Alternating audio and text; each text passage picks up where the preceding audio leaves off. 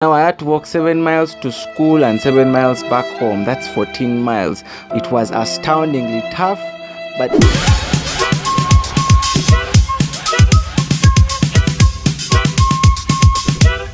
born from a humble background by a man that was both a farmer and a tailor, I came into this world.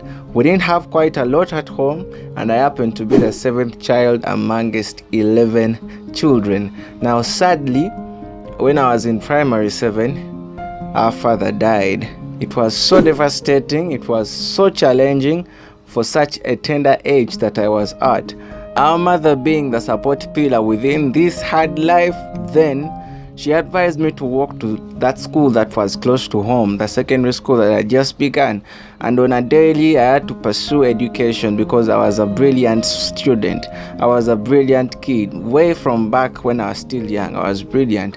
Now I had to walk 7 miles to school and 7 miles back home. That's 14 miles. Flabbergastingly, I thank God that I got an opportunity to put on shoes in Form 3. And these shoes were slippers.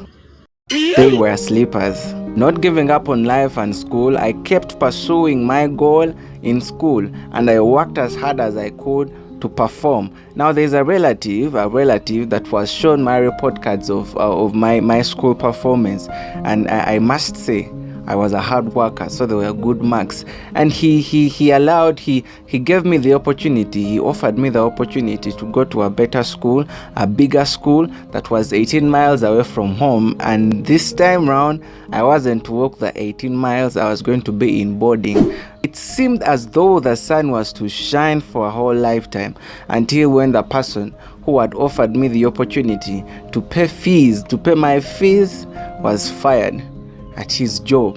It was astoundingly tough, but in every challenge, I want to encourage you, there is an opportunity for you to shine. Choose to see it. I had to take the bull by the horns and work for my school fees at the same time study.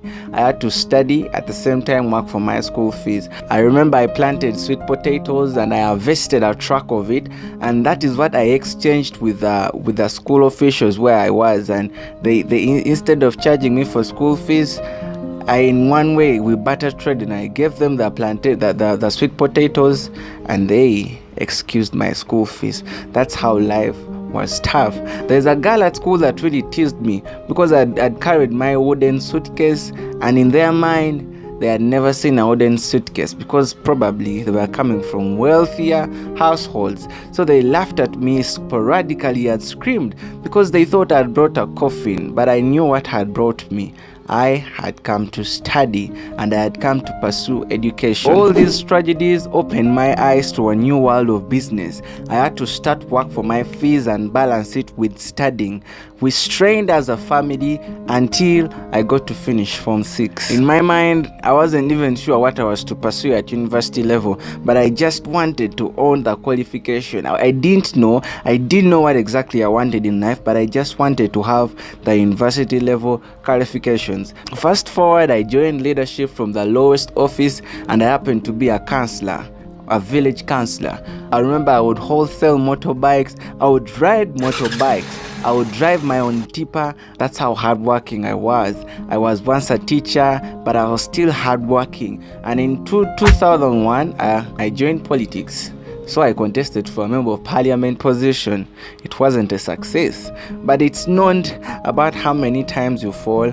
It's about how many times you raise up and dust yourself and continue pursuing your dream and your goal. I didn't give up. On my way climbing the ladder of opportunities, I stayed humble, down to earth, and hardworking in the smallest offices that I had begun, that had been entrusted unto me.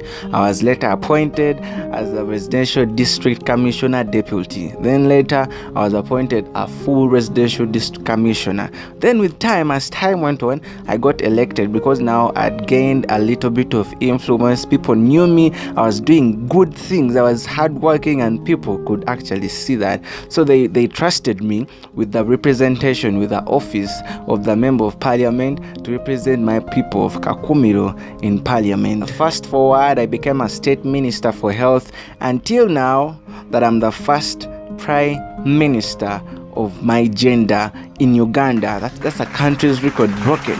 It's not been an easy life, but it's been a possible life. Hey, so this is not my story. No. It's a brief life story of the Right Honorable Prime Minister currently of Uganda, Mrs Robinah Nabbanja, who of recent was appointed and approved and is now a full Right Honorable Prime Minister of Uganda. That is a little brief story of how she came from grass to grace, from rags to riches. And what's most intriguing about her story is that she didn't give up. She kept working hard. She stayed humble. She stayed showing up every single day with the responsibilities that had been handed onto her with these different offices. She was hardworking. And like people say that you cannot make everyone happy.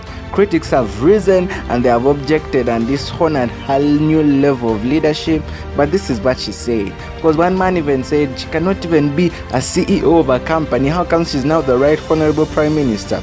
This is what she replied. She said on a TV show that after all the work I've done, after all the positions I've been into, the RDC, the councillor, an MP, a minister, how could someone actually say that I can't even be a CEO of a company? But this is what people should remember, that in all my different offices, I came hardworking. And people should also remember that all leadership comes from God. I am a woman of action, and those who are undermining my appointment are looking at me as a woman. But I will surprise them. I will surprise them. And this is your light bulb moment. Sometimes you don't need to answer your critics. Sometimes you don't need to answer people who boo you. Sometimes all you need to do is to show them actions. Surprise them. Mrs Robinah Nabbanja will surprise you. Maybe with the COVID-19 relief fund or without a COVID-19 relief fund. Otherwise, if you like this video, give it a thumbs up. Make sure you share it with as many people as possible. It's inspirational, it's encouraging. It's a life story that relates with very many people, very many Ugandans, very many Africans. Then who is the person? Who is your celebrity? Which other person would you want to hear their life story? I can do it. I can get it for you, but you need to let me know in the comment section who is the next one you would want to hear about them. God bless you, and I'll catch you in the next one. Simon Kine.